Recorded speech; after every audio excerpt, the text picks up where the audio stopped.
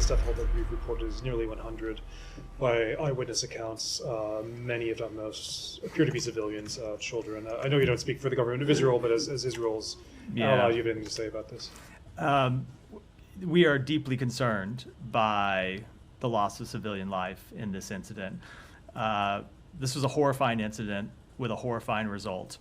I can't speak to the total death toll, but there are reports of 24 children killed in this incident.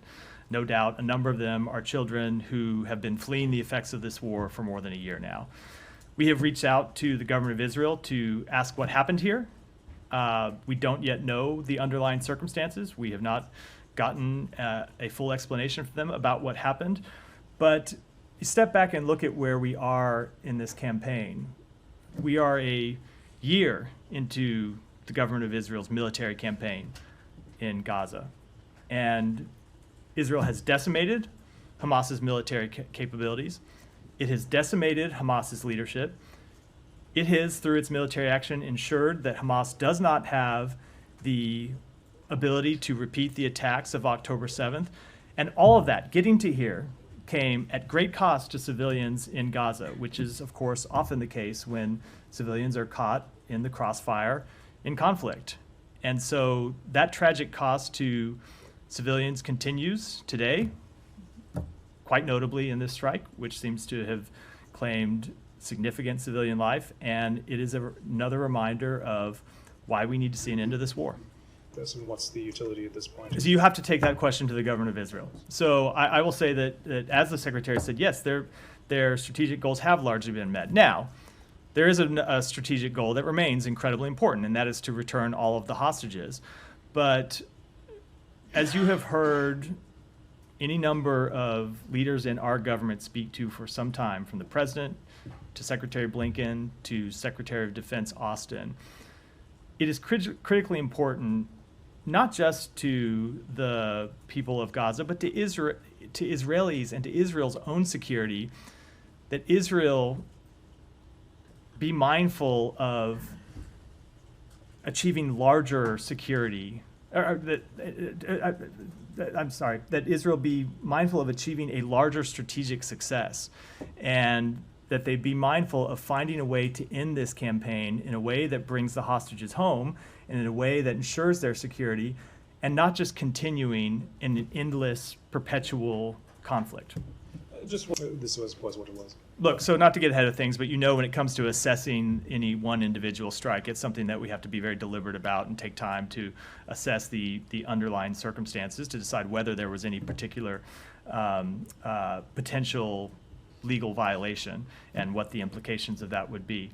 I will say what we are going to do about it, though, is to continue to try and end the war and continue to impress upon to the government of Israel the need to end this war, to continue to work with the other mediators, Egypt and Qatar, to try and find a way forward to end this war, and to continue to work with partners throughout the region and throughout the world to present a plan for what follows the war, which would give Israel the confidence that they don't need to continue an endless fight, that there would be actual security in Gaza that would provide security for Israel too, and so that they can withdraw their forces from Israel and know that there isn't an ongoing threat to Israeli civilians and to the state of Israel.